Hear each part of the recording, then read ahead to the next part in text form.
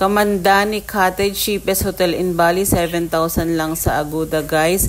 Sa Klook naman ay ang mahal ngayon sa Klook, 2,000 to 3,000 per day.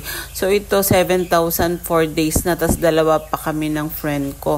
So may swimming pool siyang kasama, may water siyang kasama every day, at saka ang breakfast niya 75,000.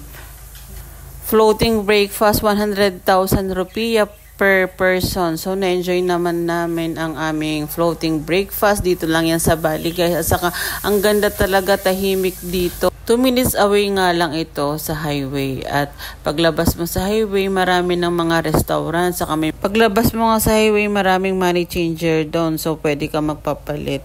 At marami kang makakainin na mura. May mga mahal rin. Tapos malapit ang Ubud Market dito guys. Mga 30 minutes paglalakarin mong Ubud Market.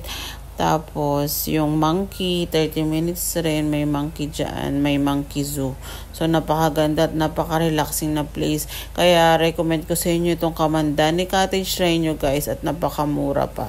So, may Netflix and chill rin sila. So, pwede kayo mag-relax, diba? At pwede rin nga kayo mag-rent ng motorcycle. 100,000 lang ang motorcycle rent nila. So, pwede pang transportation nyo sa gala. Ano pang hinintay mo guys? Mag-book na dito sa Aguda or sa Klook. Kahit saan dyan, pwede yan guys.